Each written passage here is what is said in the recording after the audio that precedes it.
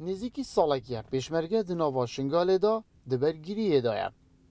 گرینگترین جین استراتیجی و زال سردوری دو دستین واندانه. دگل بورینا دمیل گوری گوتنیم پیشمرگهی هزا چکدارن داعشی دناوا شنگاله دا لاواز بید.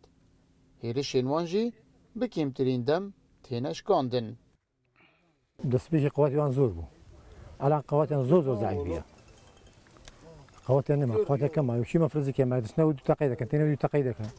هجوم کردن هیرش کردن لو سر نقطه کی ربعی کی. نیو ساعت و وین دشکینن و دگرینه.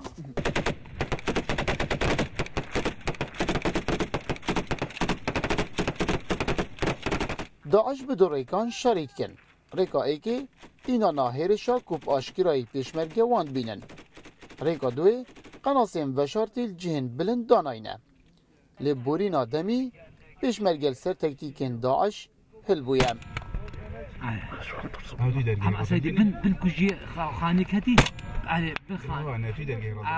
هر چند دو كنت جن نوجلك دم بسعادة دربازي وقت بسعادة درباز من زفستان وهاوين وبايز وانا وبهار وكنت جن همي دما هر أو بيشمرجي بيتوان سنجر دمايا وشيا خراجة تبقت رغم أنه كنت جن بارانا جرمي هميت شيا وبس شيا وان جهاد دست خدا بو باريزتو وكو حاكمية كل سرشن قال بيكتو أنا هل تدعش شيء من قبل بيش بتر بيتو وحتى كوفي جوج أو جداش بيش ما كده وإن شاء الله نزيك جد ندو ده جدي تجي نرزقار كيني وانا.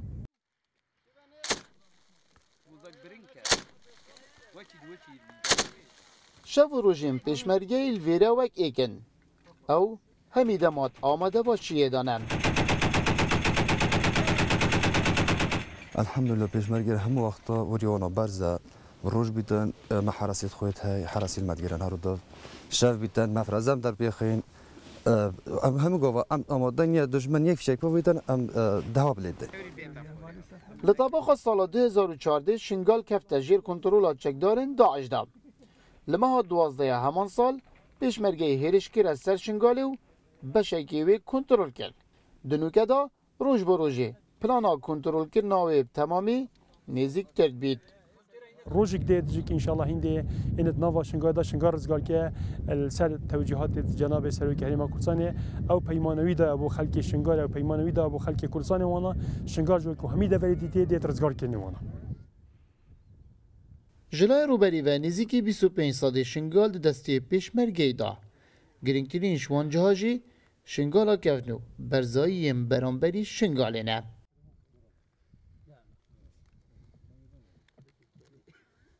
نزدیکی ساله که پیشمرگل ویره دچپریم برگیریه دانن.